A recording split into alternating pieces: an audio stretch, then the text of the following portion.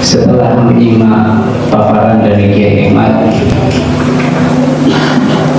ini timbul keraguan saya, mungkin bersama teman-teman juga di Faslul Masail itu kita banyak sekali mengambil referensi-referensi dari kitab Alawi, dari Buhyatul Mustarsidin terutama itu yang populer. Ismatul Rafiq juga sering. Itu apa kiranya masih relevan untuk di Faslul Masail itu untuk mengambil referensi dari kitab-kitab tersebut.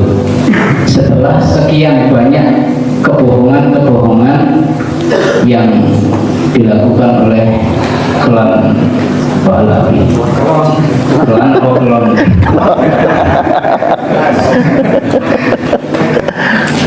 Mungkin kalau pakai bahasa Jawa Timurnya kelon. Itu satu. Kemudian yang kedua, mungkin saya ini termasuk yang dapat ancaman dari guru. Salah satu kiai saya, guru saya. Siapa yang membela Kiai Ahmad, laporkan, seperti itu. Ya, mohon kiranya untuk memberikan penjelasan terkait pertanyaan saya yang awal tadi. Selanjutnya yang kedua dari Ansor gitu. Assalamualaikum warahmatullahi wabarakatuh. Waalaikumsalam warahmatullahi wabarakatuh. Mohon maaf Pak Kiai, ini izin bertanya. Sebelumnya untuk Kiai Imaduddin saya mohon maaf karena pernah suuzon. Sekali lagi saya mohon maaf pernah suuzon karena saya ini sering jelajah di dunia medsos. Jadi Asmani dulu Asmani Mas, kalangannya namanya nama saya Erwan Pak. Erwan ya. Iya, dan saya backgroundnya dulu bukan dari pondok Pak. Saya memang backgroundnya akademisi dulu Pak. Dan saya tahu dari kecil itu bahwasanya Habib itu ya keturunan Nabi. Tapi setelah saya mengikuti, awal mulanya saya mengikuti channel YouTube-nya Sayyid Zulfikar waktu itu. Ya. Setelah pasca ini Pak,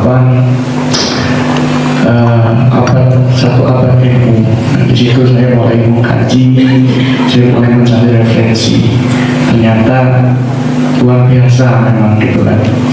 Nah, namun pada saat ini yang masih membuat ganjalan di hati pandangan secara akademisi, mengapa penelitian ini baru dilakukan sekarang? Kenapa tidak dari dulu sehingga semua warga Nahdien itu lebih mengetahuinya sejak dini. Nah, ibaratnya sekarang ini asap ini sudah menjadi api, kita baru memadamkan. Mengapa tidak waktu asapnya itu masih ada kita madamkan? Itu.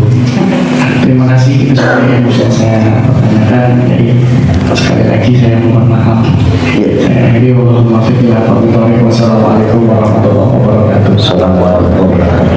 Pertanyaannya sederhana tapi luar biasa itu. Selanjutnya.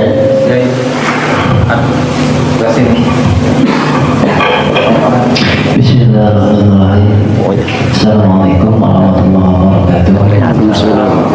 Yang terhormat Bapak Kiai Imaduddin dan semua yang hadir, saya akan perkenalkan diri, yaitu nama saya Abdul Hadi Arianto. Kebetulan anak ranting Tapisiah Pokon Pawai, Kecamatan Padibukit, Kabupaten Lampung Barat.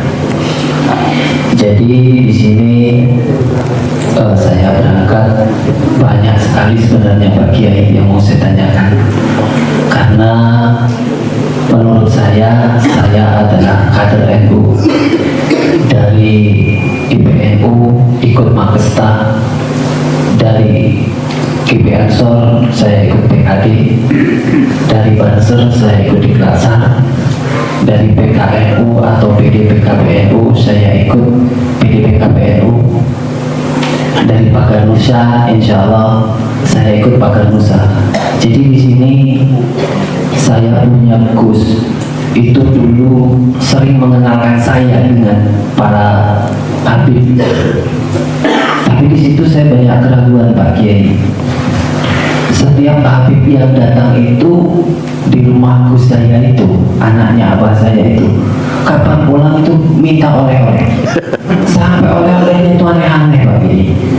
Akuarium yang sebesar ukuran 30 kali 50, ini untuk aneh, ini untuk aneh, Mahal, untuk oleh-oleh Habib. Jadi seperti itu. Jadi saya sebagai santri di belakang itu Pak Kiai, banyak sekali pertanyaan, kenapa kok Habib ini seperti itu, gitu kan. Jadi pertanyaan saya simpel, untuk meyakinkan saya dan kemungkinan rekan-rekan yang hadir, yaitu untuk mengikuti habaib atau Habib itu yang mana Pak Kiai? Apa yang dari Ba'alawi atau yang lain? Karena cucu Nabi ada Hasan dan Husain. Jadi tolong diperjelaskan nasab yang mana yang harus kami ikuti selaku santri atau kader-kader Nahdlatul Ulama. Mungkin ini yang dapat saya sampaikan. Lebih dan kurangnya wallahu muwaffiq ila aqwamit thoriq. Wassalamualaikum warahmatullahi wabarakatuh. Assalamualaikum. Mantap. Karena ada kadang ditunjuk ngacung tadi jenengan jadi 4 ya, 4 dulu. Biar gak kebanyakan 4 dulu. Monggo. Oke, matur suwun Pak Yai. Kepada Kiai Imad, ada beberapa hal yang ingin kami sampaikan setelah menyimak pemaparan dari jenengan. Yang pertama, kami ingin menguatkan pendapat sahabat Sopadi. Nama Samsul Rijal dari Gedung Surya. Yang melatar belakangi daripada tesis jenengan untuk menyikap takbir tentang nasab itu selain rasa penasaran dengan pidato-pidato yang mungkin disampaikan oleh Dan Smith dan Habib Rijal, itu selain itu ada atau tidak, itu yang pertama. Selanjutnya, orang-orang yang kita panggil dengan sebutan Habib di Indonesia itu apa seluruhnya klan Ba'alawi atau ada yang lain? Dan dari pemaparan jenengan wau, ketika sampai di Ubay bin Ahmad itu menjadi rancu, menjadi samar. Dan Ubay ke bawah itu kan menulis sejarah sendiri. Nah, pada titik ini ada kepentingan apa Ubay ke bawah itu menulis sejarah sendiri, ataukah ada apa dari pihak ketiga, entah itu dari apa namanya, mungkin bahasa kita dari tetangga sebelah seperti Zionis Yahudi untuk memecah belah umat Islam. Ketika masuk ke Nusantara, apakah memang tujuan awal klan Ba'alawi mungkin sekitar tahun 18-an masuk ke Nusantara itu memang bertujuan murni untuk menguasai Nusantara setelah tadi ada pemaparan mulai menguasai situs sejarah dan lain sebagainya, ataukah itu hanya baru-baru ini saja? Oh, ternyata ketika kita hidup di Jawa itu terlalu enak dan dimuliakan, akhirnya mereka mempunyai apa pemikiran untuk menguasai Indonesia. Assalamualaikum warahmatullahi wabarakatuh. Waalaikumsalam. Ini luar biasa. Ngapa imigran Yaman Ba'alawi datang ke Indonesia? Apakah benar untuk berdakwah atau untuk menguasai Indonesia dan yang lain? Baik, dari 4 penanya tadi tidak usah saya komentari karena saya juga udah lupa, nggak nyatet, yang nyatet ya Imad semua di situ. Kita langsung serahkan kepada Kiai Imad untuk menjawab semua pertanyaan tadi. Baik, pertama dari Kang Izal Ali, apakah masih relevan mengambil referensi kitab Ba'alawi? Sebaiknya dihindari. Kenapa? Karena pertama, kita mengambil kitab Ba'alawi itu ada al-manna wal adha dari Ba'alawi yang ada sekarang. Katanya nasabnya diputuskan tapi ngajinya kitab Sulamut Taufik. Katanya nasabnya tidak nyambung tapi masih mengaji kitab Safinatun Najah atau apa, Safinatus Sholah apa itu ya, yang Balawi. Kalau Safinatun Najah itu Syekh Samir Al-Hadrami itu kayaknya bukan Balawi. Bukan. Orang Hadramaut tapi bukan Balawi. Nah, yang kedua, selain Al-Manna wal Adha itu ada beberapa kecenderungan dari kitab-kitab Ba'lawi itu adalah untuk mengangkat kelannya saja. Lihat dalam bukit, dalam bab kafa'ah, dalam bab mujaddid. Kafa'ah itu katanya Imam Syafi'i, tetapi mengambil dari pendapat lemah Imam Ahmad tentang bahwa kafa'ah bisa membatalkan nikah. Apabila seseorang perempuan menikah dengan bukan kafa'ah, itu bisa membatalkan nikah. Itu adalah wajhun min wajhai al-Imam Ahmad bin Hanbal. Jadi Imam Syafi'i, Imam Ahmad, Imam Syafi'i, Imam Abu Hanifah, Imam Malik semuanya sepakat kafa'ah itu bukan sebagai syarat nikah, syarat sahnya nikah, tidak, tapi hanya syartul luzum. Syartul luzum dengan syarat sah itu beda. Syartul luzumin nikah, seseorang yang menikahkan anak perempuannya dengan tidak sepupu, itu anak perempuannya bisa menerima, bisa menolak, walaupun dia wali mujbir. Kan wali mujbir itu ayah itu bisa menikahkan anak perawan tanpa ngomong lagi sama anaknya. Tapi kalau menikahkannya tidak sepupu, itu anaknya bisa menolak. Namanya syartul luzum. Tapi kalau anaknya menerima walaupun tidak sepupu, sah itu nikah. Tapi menurut satu wajah dari Imam Ahmad bin Hanbal tidak sah langsung. Pokoknya ketika menikahkan itu tidak sah nikahnya. Tapi itu hanya satu wajah dari dua wajah Imam Ahmad bin Hanbal. Jadi 3,5 ulama Imam Madhab 4 melawan setengah. Itu yang diambil oleh Ba'lawi adalah pendapat yang setengah itu melawan 3,5. Paham ya? Dan untuk apa? Untuk mengangkat klan, membenarkan konsep mereka bahwa Ba'lawi itu tidak pantas anak perempuannya menikah dengan orang Jawa.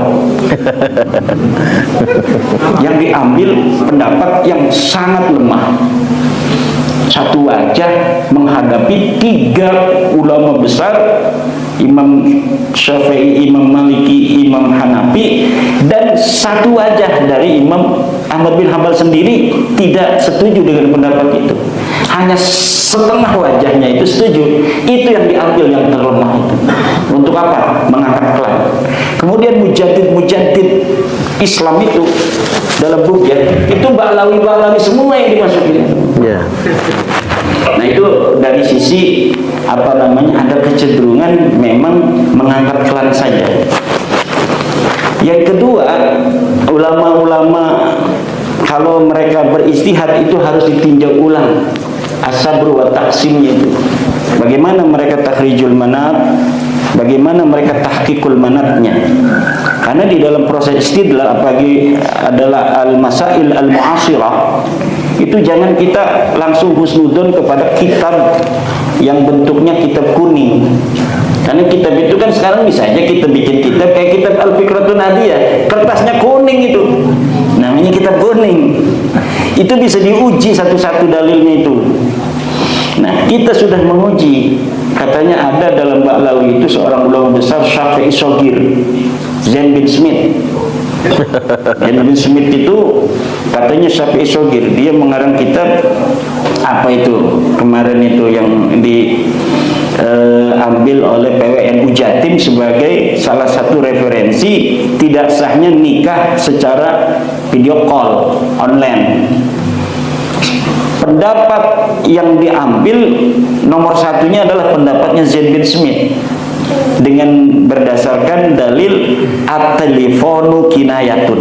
Telepon itu kinayah. At-telefon kinayatun.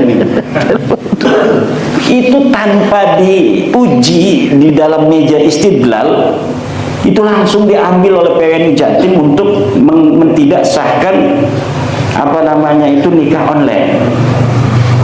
Nah, saya menguji istidlalnya Jen bin Smith dari mana sampai telepon itu kinayah.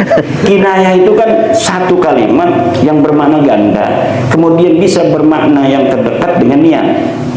Misalnya seorang suami mengatakan pada istrinya, pulang engkau ke rumah orang tuamu. Itu maknanya apa? Apakah nyuruh pulang doang? Apakah menceraikan? Kalau niatnya dia menceraikan dengan niat dalam hatinya, jadi. Tetapi kalau tidak jadi. Tapi kalau nikah tidak boleh pakai kinayah. Contohnya kinayah, misalnya, aku halalkan anakku kepadamu dengan 5 gram emas, tidak sah.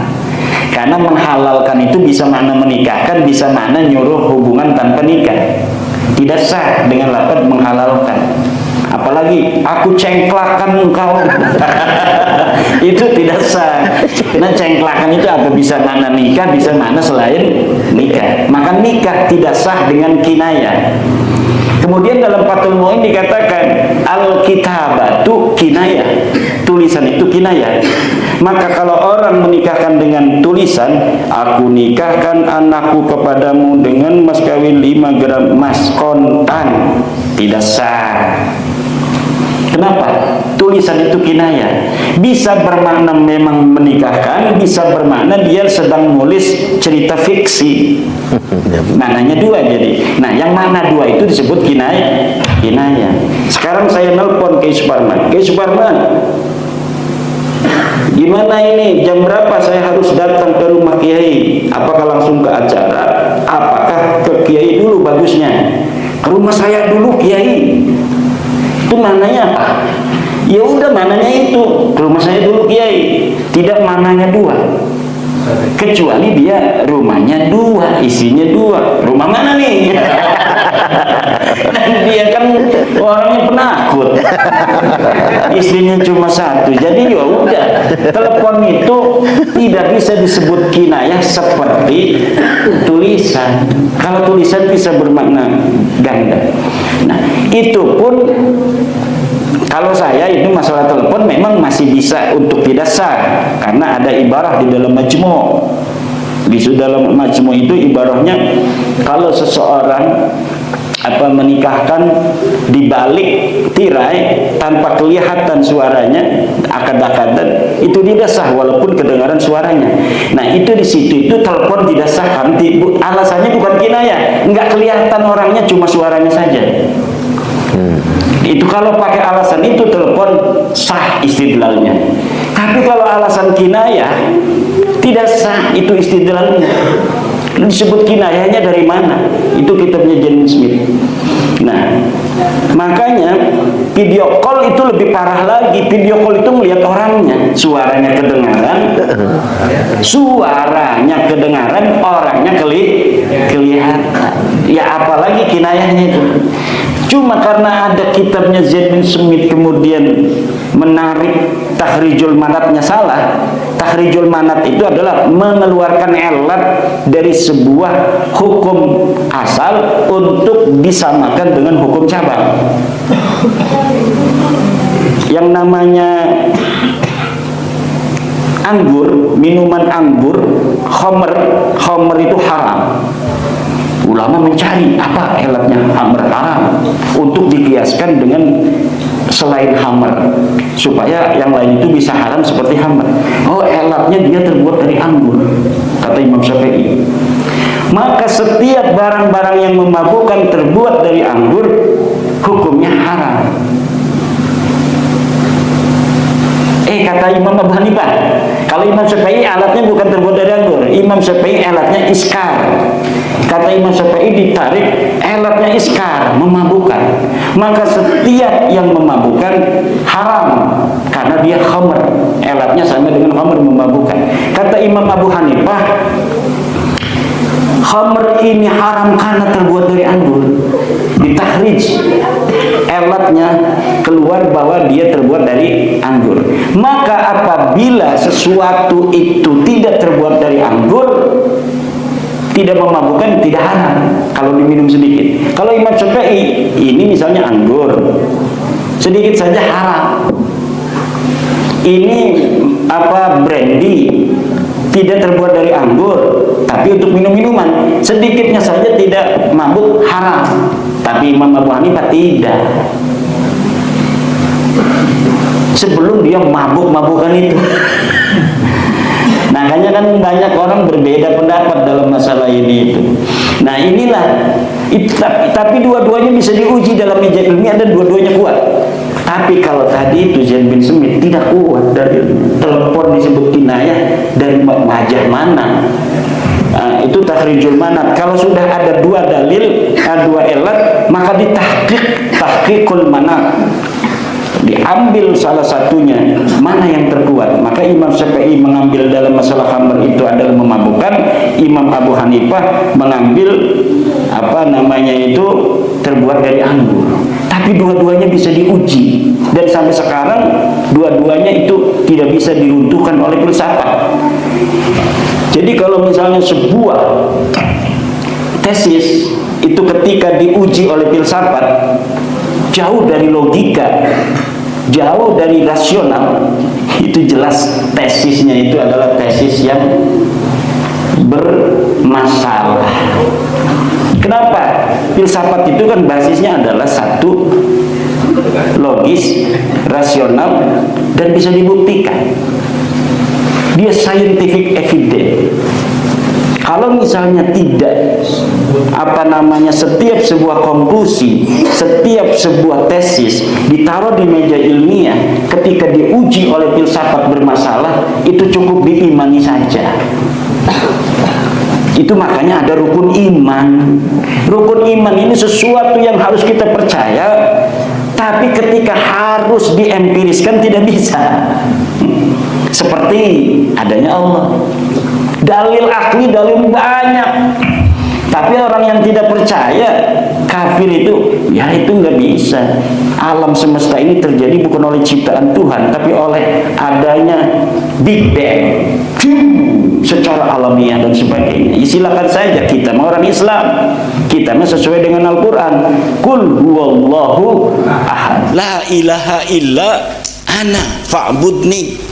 Udah kita yakini, makanya rukun iman, percaya pada Allah. Kenapa harus iman pakainya, bukan ilmu? Karena tidak bisa dibuktikan. Percaya kepada Allah itu iman. Iman itu nggak usah pakai dalil yang lain, tidak usah pakai empiris. Pokoknya ini kita yakin itu Nabi Muhammad ngomong ini dari Allah, kita yakini. Itu rukun iman itu cuma 6. 1, percaya pada Allah. 2, percaya kepada malaikat Allah. Siapa yang bisa membuktikan temu malaikat? Secara empiris kita lagi diskusi begini, malaikat ada tidak? Ada. Buktikan. Nggak bisa. Jibril datang, assalamualaikum. Yang ketiga, percaya kepada kitab Allah. Semua orang Islam percaya Quran itu adalah kitab. Dari mana? Allah ngasih langsung begitu dipoto. Ada kitab sejamannya? Nggak ada kitab sejamannya. Itu iman yang bermain di situ. Kita percaya pada Nabi Muhammad, bahwa Nabi Muhammad mendapatkan wahyu dari Allah namanya Al-Quran, bahwa disebut Al-Quran ini adalah kitab Allah. Itu mainannya iman, bukan ilmu, bukan empiris. Kemudian percaya kepada apa lagi? Rasul. Nabi Muhammad Rasul bagi kita. Bagi kafir Quraisy, sahirun majnun, yaquluna ambihi jinnah, dia orang gila. Di Quran dia omongin Nabi Muhammad itu bagi orang-orang kafir itu ambihi jinnah, atau dia ini adalah orang gila.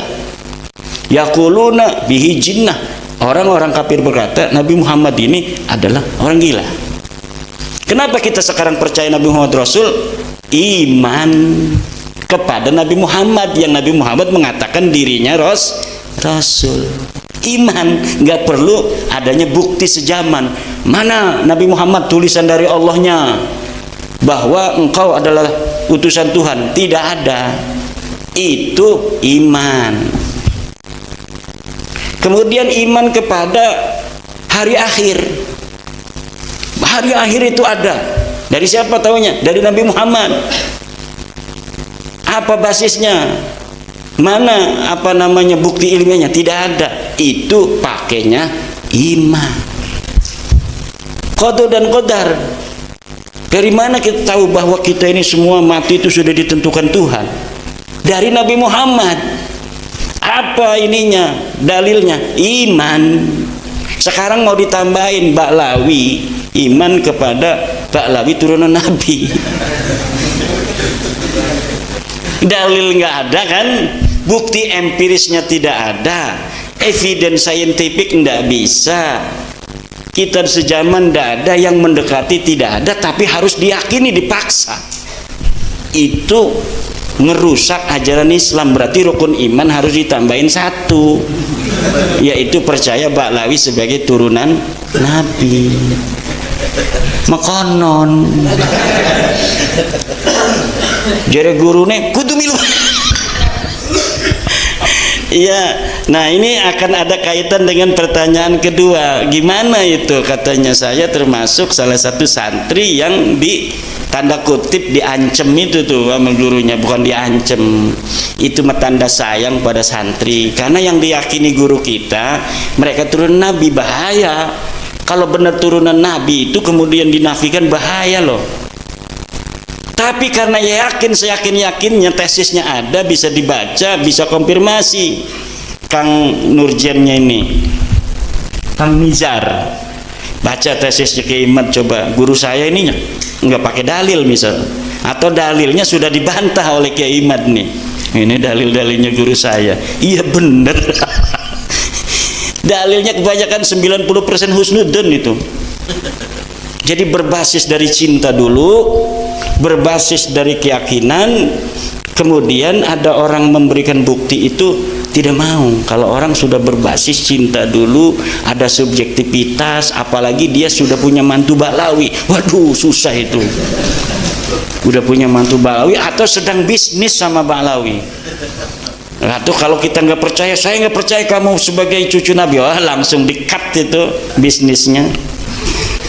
Nah, terus bagaimana sikap kita? Tetap wajib hormat pada guru. Tapi jangan biarkan guru kita nanti di sana atau di masa depan sebelum meninggal pun dia menyesalnya lebih dalam.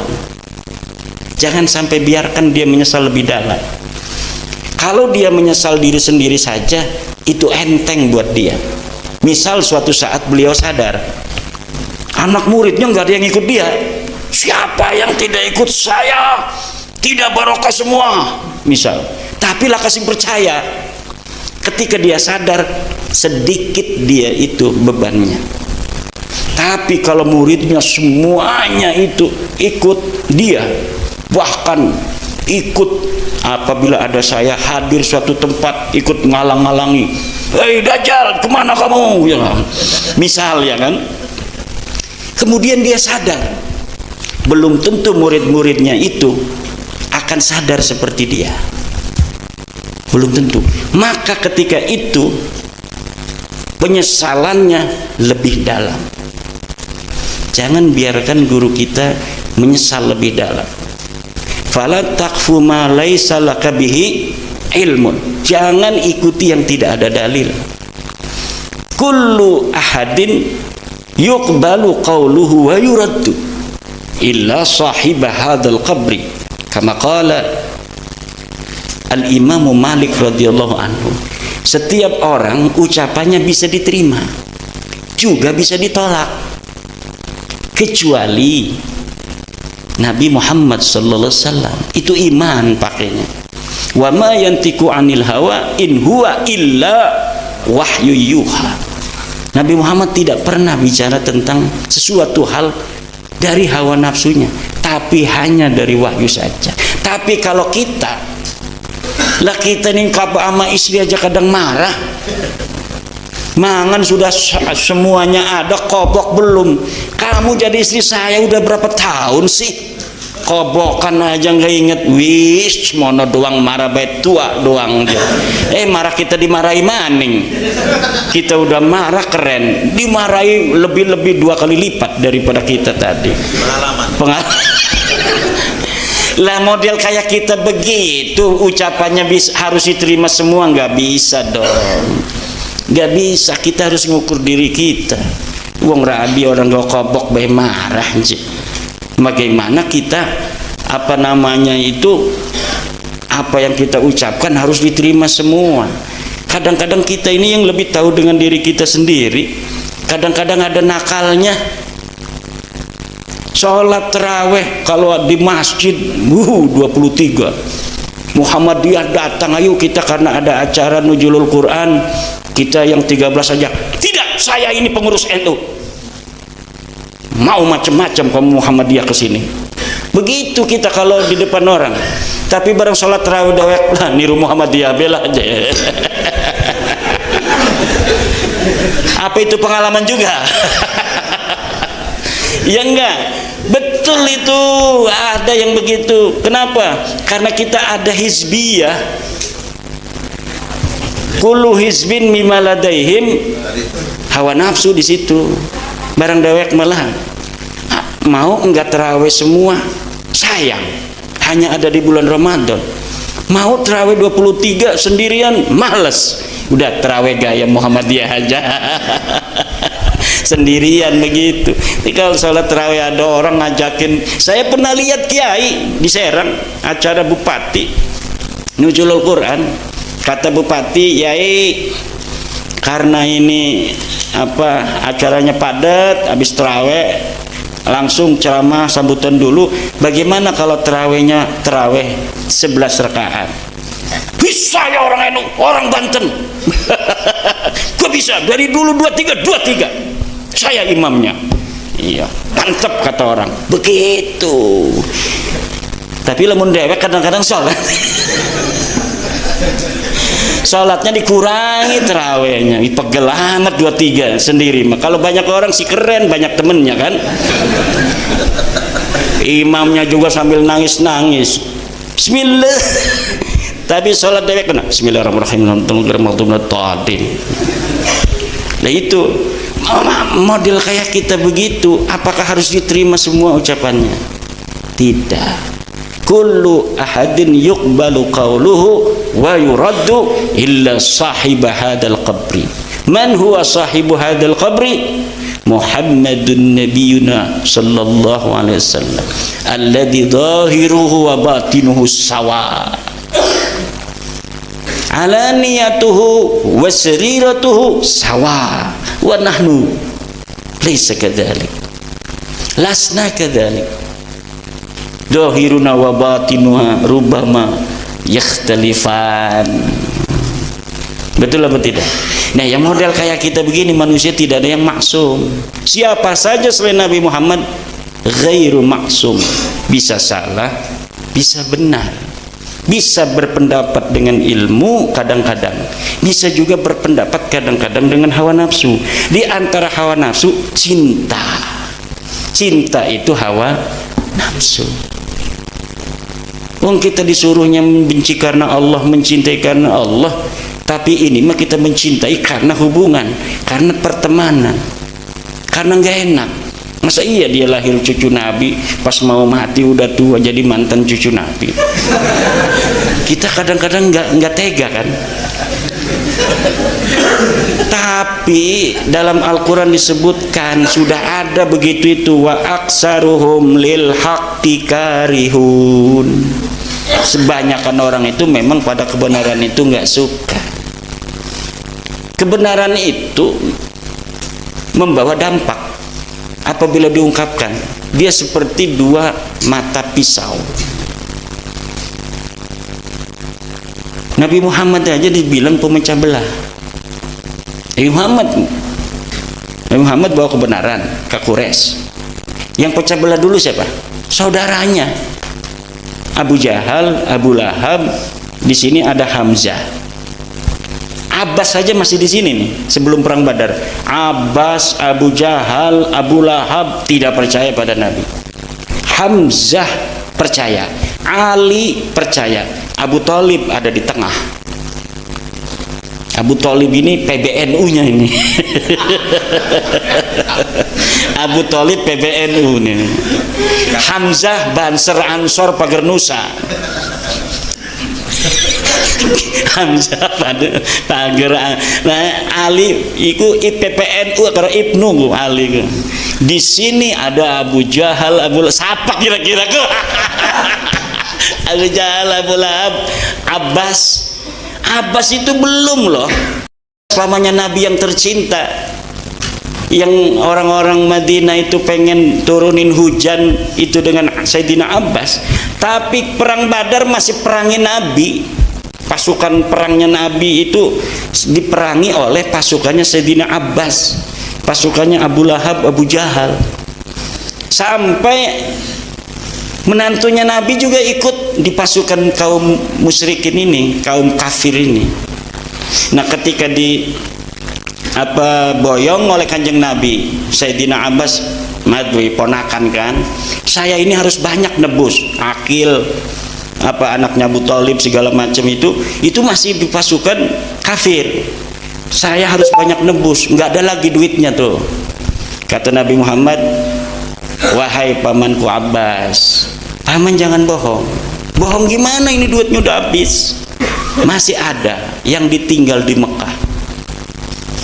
Tinggal di Mekah. Yang paman mau pergi kan, paman kemudian ngomong sama bibi, ini uang kalau aku mati kasihkan kepada anakku. Ya Muhammad, tidak ada selain istriku yang tahu tentang itu, tentang wasiatku itu. Aku yakin itu bukanlah dari siapapun, itu dari Tuhanmu Allah. Aku percaya engkau adalah Rasulullah. Sayyidina Abbas baru percaya pada Nabi setelah ngomongin dia ngumpetin duit di Mekah. Akhirnya bayar lagi Sayyidina Abbas. Tapi Sayyidina Abbas itu orangnya pinter. Pokoknya apa yang aku berikan, wahai Muhammad, untuk nebus saudara-saudara kamu sendiri itu akan dibalas oleh Allah. Kata Nabi, Allah akan membalas. Maka dibalaslah dengan kerajaan Abbasiyah. Keturunan beliau nanti jadi raja di situ, di umat Islam ratusan tahun. Karena didoakan kemudian oleh Nabi langsung, ya Allah akan balas. Karena beliau itu banyak nebusin saudara-saudaranya dari Nabi Muhammad. Kalau menantunya Nabi kan yang diboyong itu ditebus oleh Zainab dengan kalungnya Siti Khadijah. Sahabat pada tahu semua ini kalungnya Siti Khadijah, nggak ada yang mau nerima. Lapor ke Nabi, ya Nabi lapor, ada apa? Semua pada nebus, tapi ada satu sahabat nggak mau nerima. Kenapa? Anakmu Zainab menebus suaminya dengan kalung. Terima aja. Ya Nabi, kalung bukan sembarang kalung. Kalung apa? Kalungnya Siti Khadijah. Nabi langsung ingat pada istrinya yang udah meninggal. Gimana nih Nabi? Terima Pak? Wis bodoh lah. Kenapa Nabi itu sangat mencintai Siti Khadijah? Kalau ada temannya Siti Khadijah, jangan yang udah Islam, yang masih kafir dihormati oleh Rasulullah Muhammad SAW, karena tahu perjuangan Siti Khadijah Al-Kubra. Tuh, wih, udah jam 12 nih.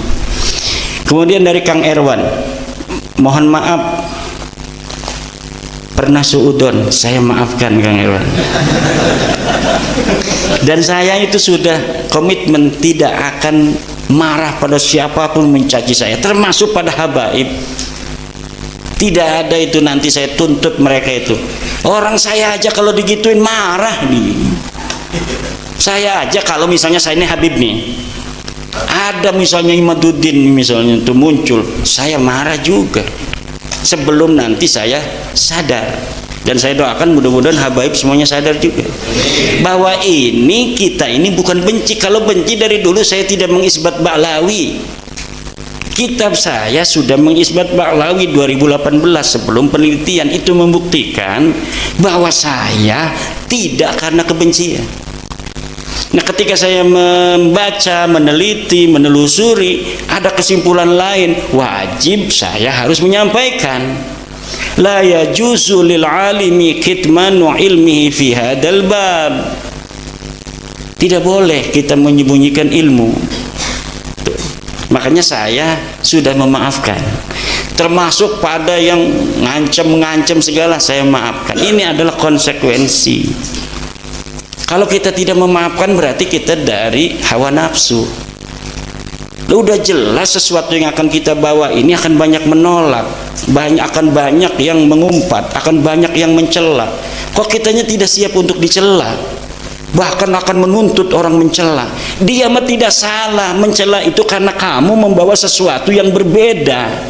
Walaupun kebenaran itu pasti akan membawa sesuatu hal yang tidak mengenakan bagi orang-orang terkait, baik bagi Ba'lawinya maupun bagi orang-orang yang mencintainya.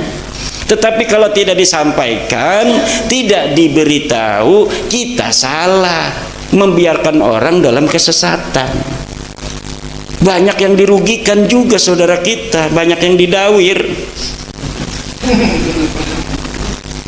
Tuh, kemudian mengapa baru sekarang? Iya, karena baru sekarang aku dapatkan bukti-buktinya. Oh, tidak dari dulu.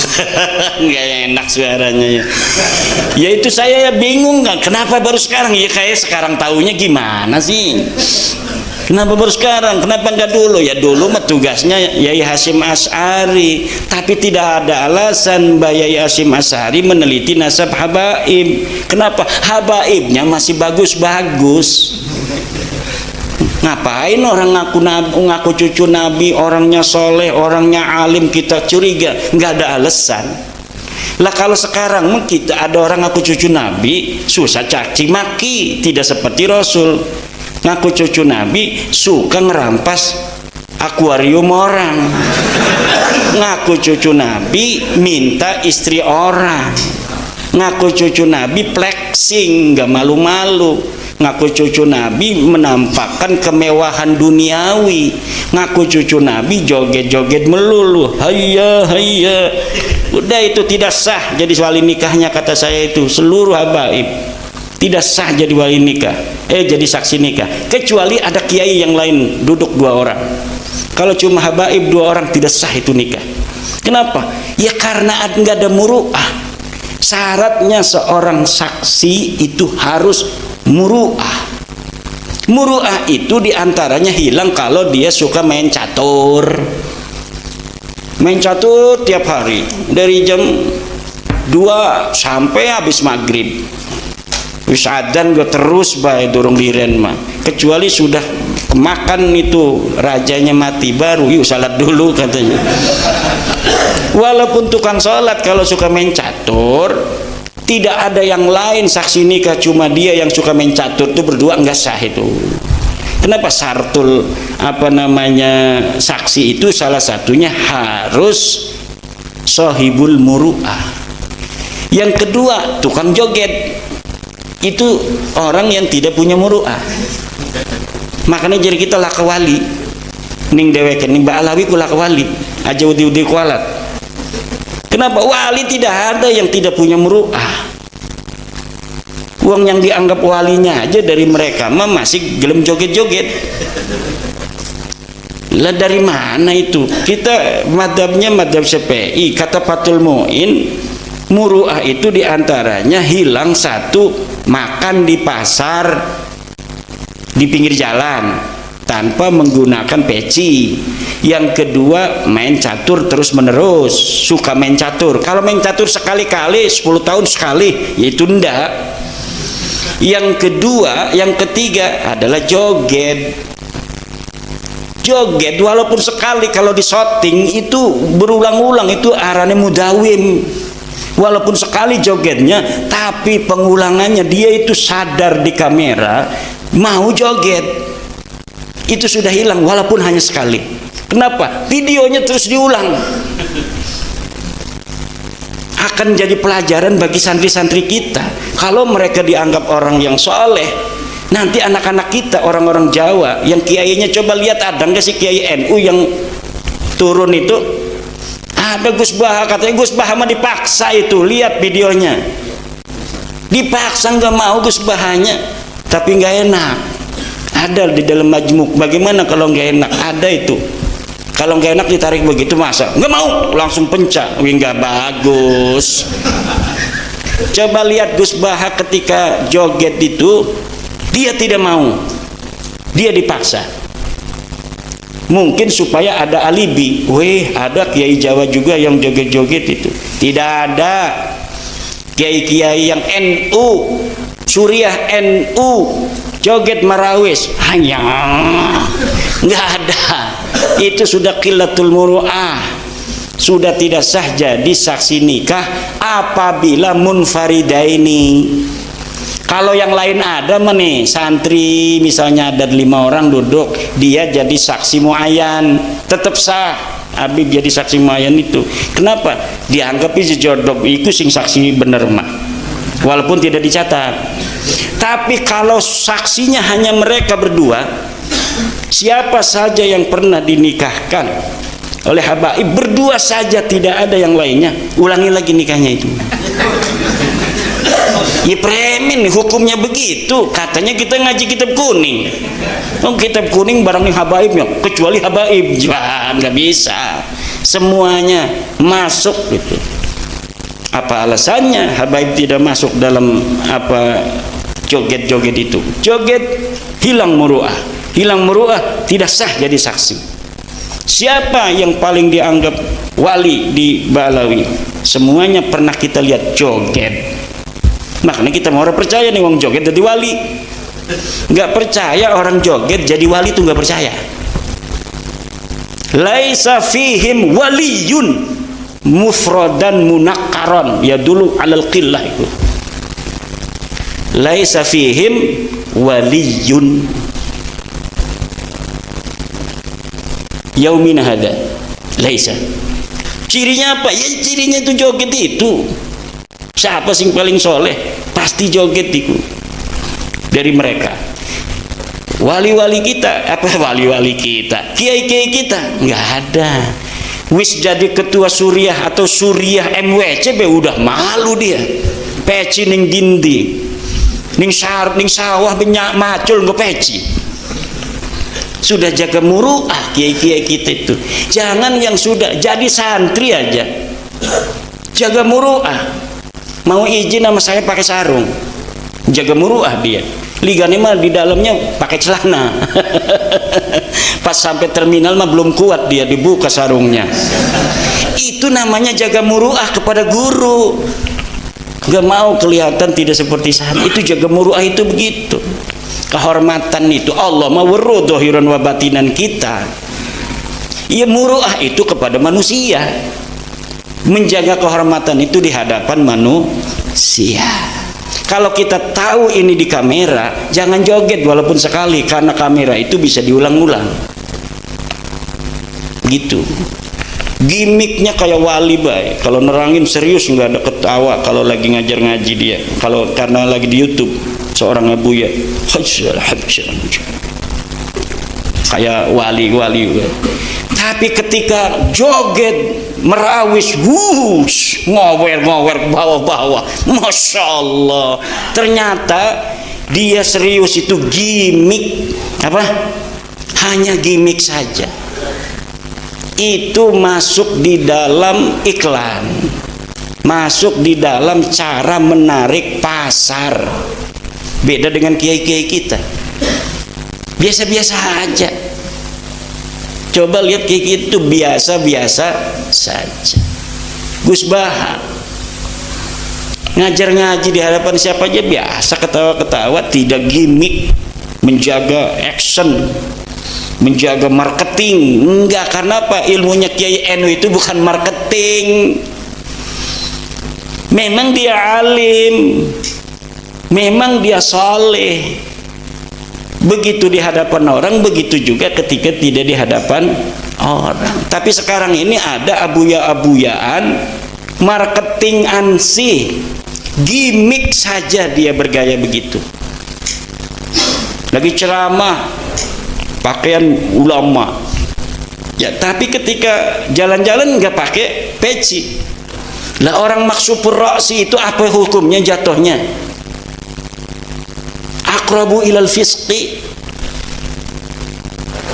Makanya kiai banyak yang pakai pet. Kalau jalan-jalan pakai pet kan, pakai rukul lak. Kalau dia malu pakai peci. Kenapa? Menjaga kepala ini itu adalah merupakan bagian dari muru'ah. Menjaga adalah.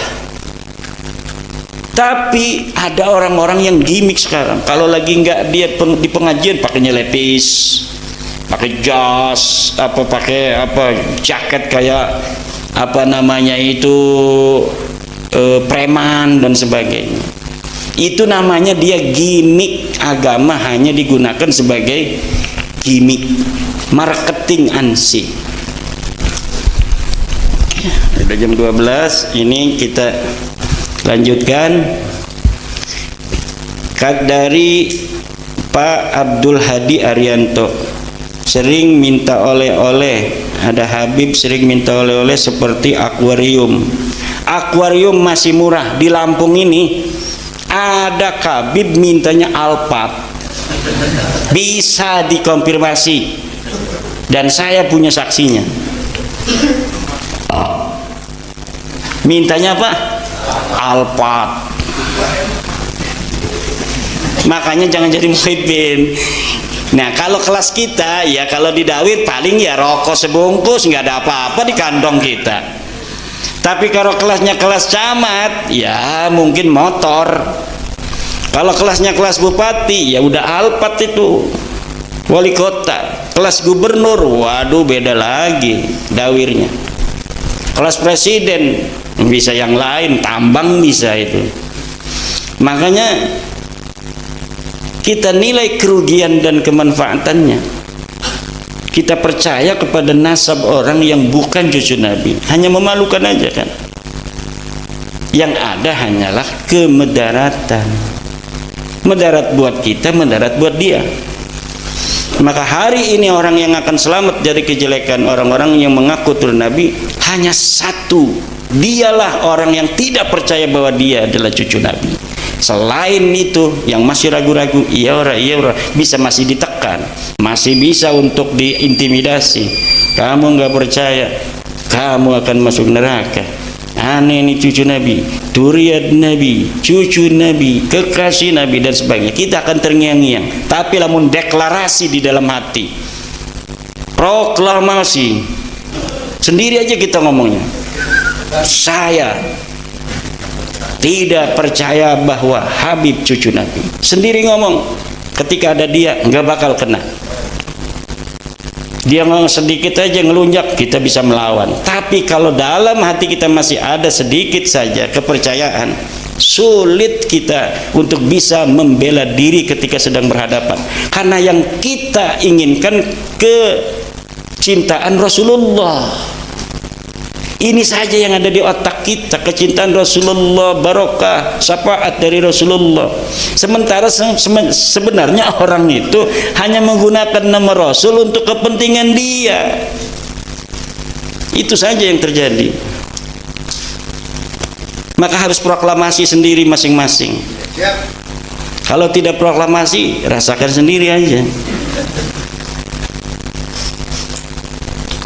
Nasab yang mana yang harus diikuti? Habib yang mana? Ini Habib itu hanya keturunan Ba'lawi asalnya. Jadi keturunan Nabi itu kan tidak ada gelar sebenarnya.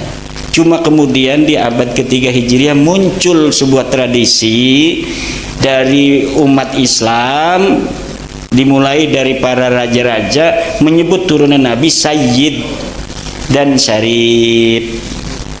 Kemudian berlangsung terus Sayyid Syarif itu. Ba'lawi ini ada di Mekah sebagian. Tidak boleh oleh Syarif Awan Mekah, penguasa Mekah, menggunakan sayyid, karena mungkin sudah tahu mereka ini mengaku, kan mengaku itu namanya iddia. Iddia itu harus diikrar oleh orang-orang yang sudah sebelumnya ada. Orang yang ngaku anaknya Kiai Imam Syafi'i itu namanya iddia. Nah, kata Imam Syafi'i, betul dia anakku, itu namanya ikrar. Nah, di sana dia mengaku turun Nabi dengan gelar sayyid, tidak boleh oleh Syarif Aun. Kalau enggak pakai sayyid apa ya? Habib. Pakailah Habib. Kemudian bikin narasi di Indonesia. Turunan Nabi itu ada yang bergelar sayyid, ada yang bergelar syarif, ada yang bergelar Habib. Kalau keturunan Nabi yang ulama itu Habib. Kalau keturunan Nabi saja bukan ulama, sayyid.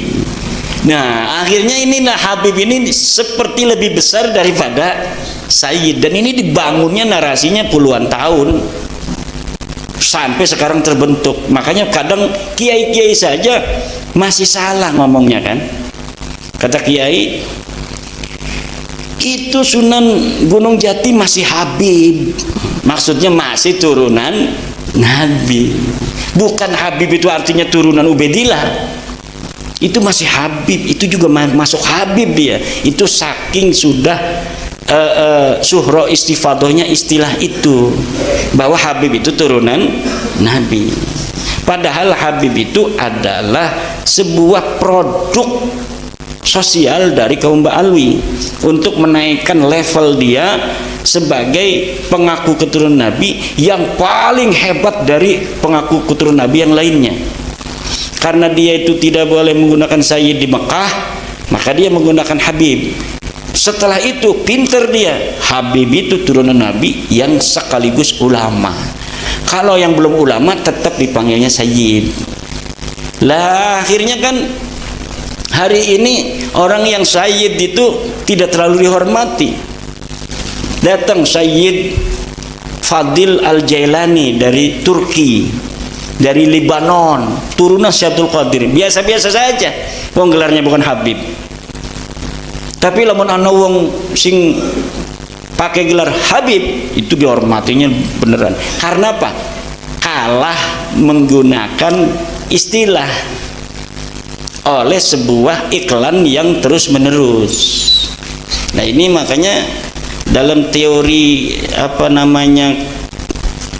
kebenaran hari ini, kebenaran itu bukan hanya kebenaran, tapi kebohongan yang diulang-ulang pun nanti akan bisa menjadi sebuah kebenaran.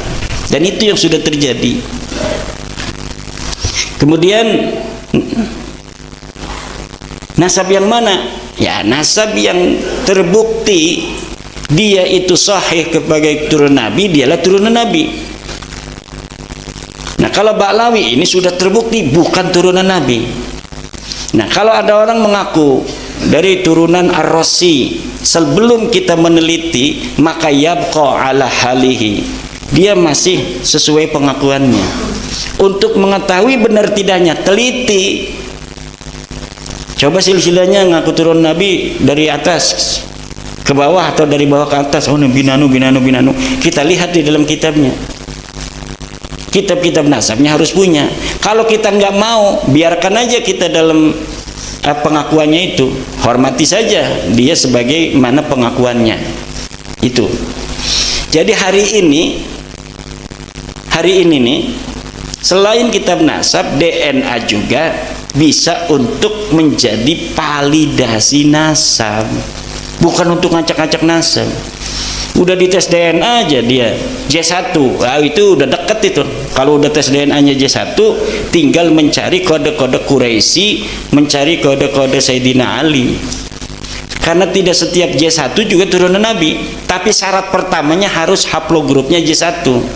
Sesudah haplogrupnya J1, baru dilihat apakah ada kode Quraisy. Itu ada di dalam badan kita ini, kode Quraisy sekian, kode Sayyidina Ali GFC 1050 atau 15.000, ya itu saya lupa, itu ahlinya Dr. Sugeng.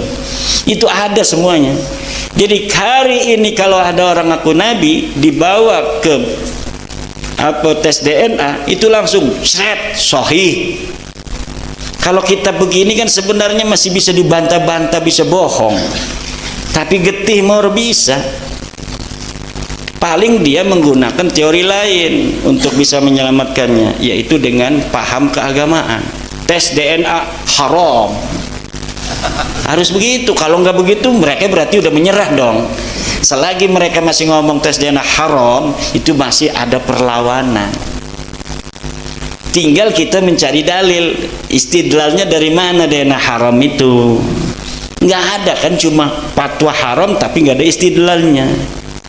Sedangkan dalam kaidah, idza wujidatil maslahatu fasamma syar'ullah. Ketika maslahatan itu ada, disitulah ada syariat Allah. Jadi sesuatu yang tidak ada dalilnya dari Al-Quran Al-Hadis, tidak ada di ijma'nya, dikias juga susah, ya kita tinggal maslahat apa tidak buat masyarakat. Idza wujidatil maslahah fasamma syar'ullah. Idza wujidan nasu fasamma al-maslahah. Kalau nas itu ada, disitulah ada kemaslahatan. Nas sudah ada di Al-Quran, walaupun tidak sesuai dengan akal kita, pasti di situ ada kemaslahatan. Tapi untuk sesuatu yang tanpa ada nas, itu yang dilihat adalah maslahat apa tidak. Kalau ada maslahat, disitulah syariat Allah. Kira-kira maslahat enggak tes DNA itu? Ada orang ngaku-ngaku nih, ini anak saya bukan anak kamu. Wih, anak saya lahirnya dari istri saya. Iya, tapi waktu kamu pergi saya buahin dia, misal dia ngakunya begitu. Nah, ini harus dites DNA. Maslahat apa tidak tes DNA? Maslahat.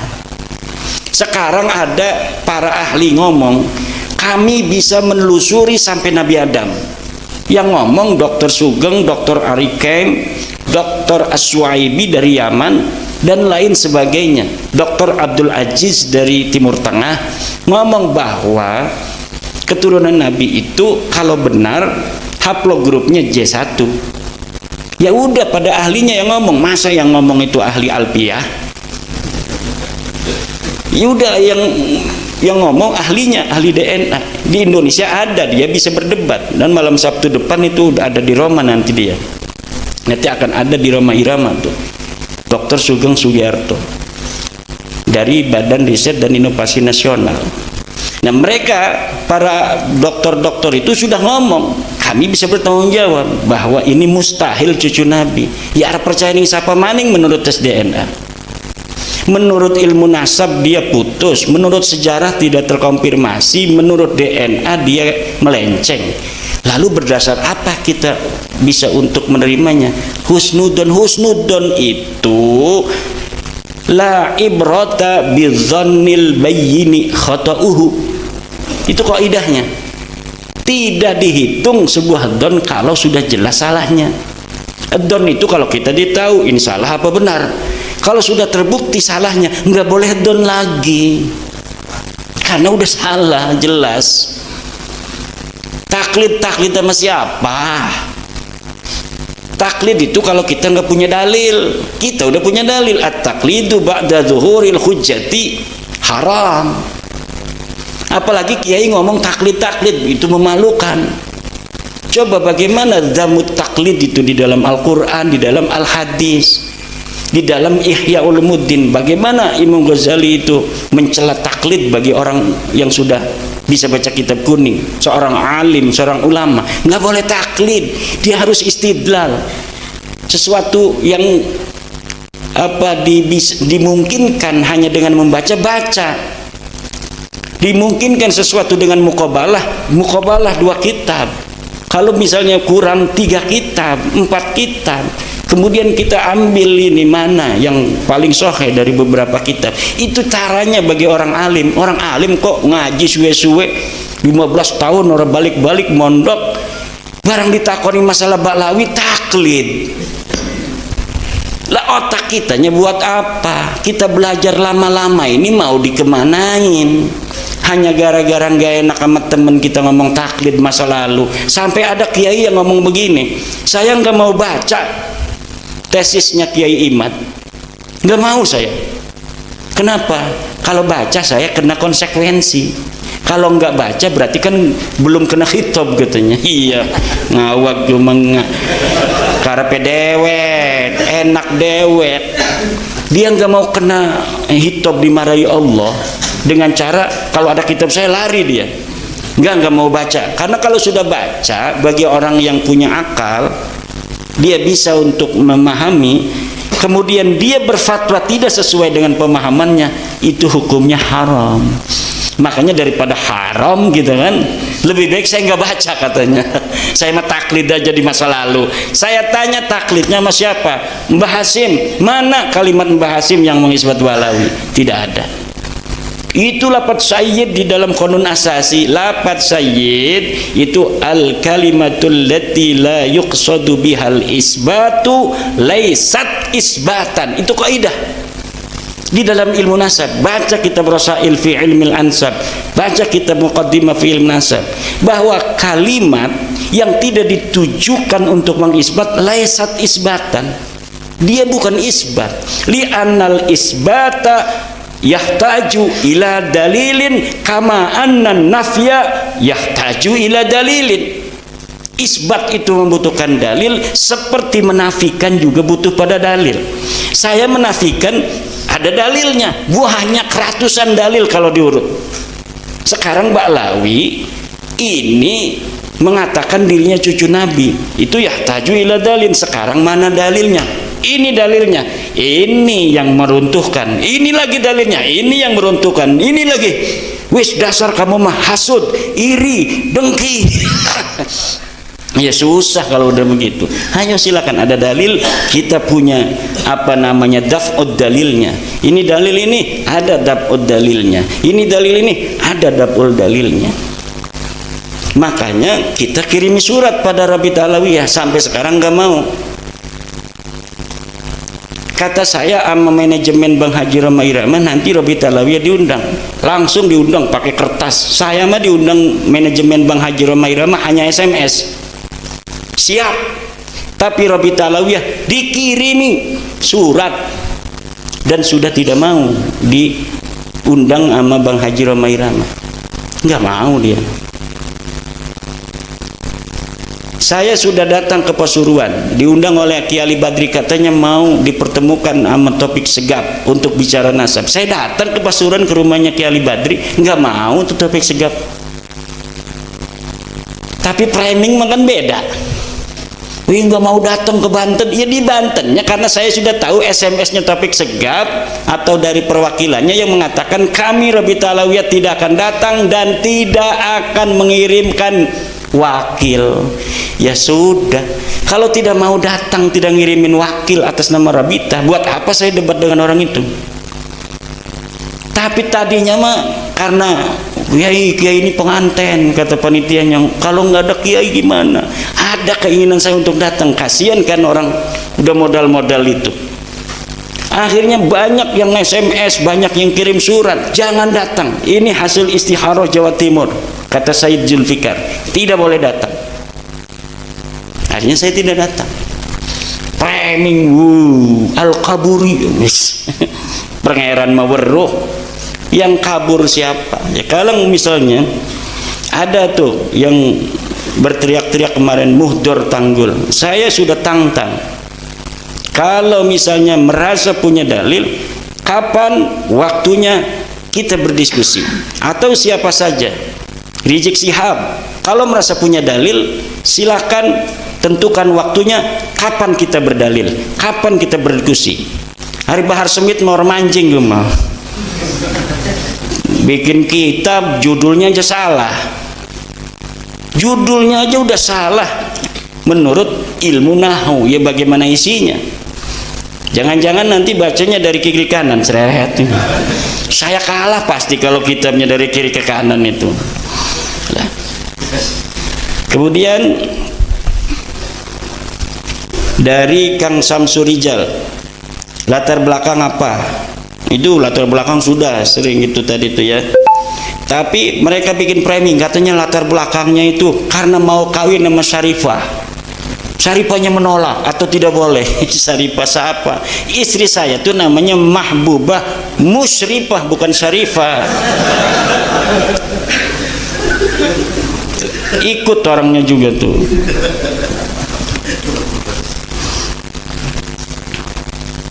Bukan Syarifah. Ada karena katanya nyalon bupati tidak didukung, marah. Ini nyalon bupati mah pakai partai, bukan pakai kabib.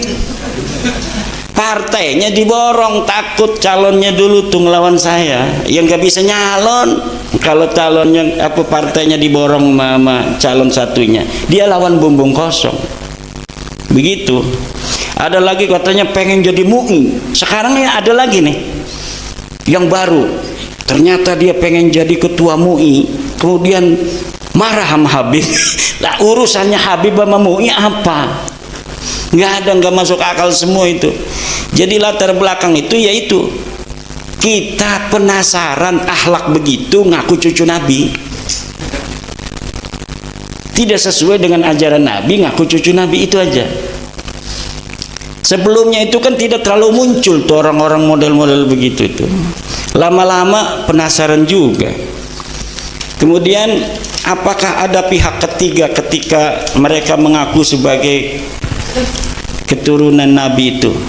Saya tidak mendeteksi itu. Yang saya deteksi memang mereka sengaja untuk mencari leluhur mereka. Mereka ini tidak tahu leluhur mereka siapa. Yang tahunya mereka leluhurnya namanya Ubaid bin Isa bin Alwi. Begitu. Nah, ketika ada seorang ulama besar namanya Jadid, di situ ada Abdullah bin Ahmad bin Isa, kan ada mirip tuh. Ada Abdullah bin Ahmad bin Isa. Oh, Abdullah kayak Ubaid. Kan dia Ubaid ya, bin Isa. Ini ada Abdullah bin Ahmad bin Isa. Nah, ini mirip. Dia kemudian ngaku ke situ silsilahnya. Abdullah bin Ahmad bin Isa bin Muhammad An-Naqib bin Ali Al-Uraidi. Sekarangnya mereka Alwi bin Ahmad Alwi bin Ubaid bin Ahmad bin Isa bin Muhammad An-Naqib. Nah, sebelumnya bukan itu. Sebelumnya itu ngaku ke Bani Ahdal dulu. Ubaid bin Isa bin Alwi bin Himham bin Aun bin Musa Al-Qadim. Karena kemudian mereka tahu Musa Al-Qadim tidak punya anak Aun, tertolak oleh kitab-kitab nasab seperti Tahdhibul Ansab, mereka lebih pintar daripada yang dicangkok. Yang dicangkok sampai sekarang tertolak tuh. Karena Aun ini bukan anak Musa Al-Qadim, tapi mereka mah sudah nganclong ke Ahmad bin Isa ini pada abad 9. Mereka ini bersaudara, ibnu Am, akhuhu wa ibnu ammihi. Kata Rumel kemarin, dia bikin sebuah narasi. Ibnu Am itu maksudnya kan yang jauh juga Ibnu Am. Ya, kita ini semuanya Ibnu Am, dari Nabi Adam, Qabil, Habil, Nabi Sis. Tetapi sebuah ibarah itu kalau didahului oleh pendahuluan yang maknanya dekat, maka makna setelahnya itu adalah makna yang dekat dengan makna yang dekat itu. Apa itu maksudnya? Di situ ada qadima jadduhu Muhammad bin Sulaiman minal Iraq ilal Yaman. Huwa wa akhuhu wa ibnu ammihi. Itulah adalah akhuhu wa ibnu ammihi. Itu menandakan ibnu am ini adalah ibnu am yang dekat sekali, karena di situ ada akhuhu.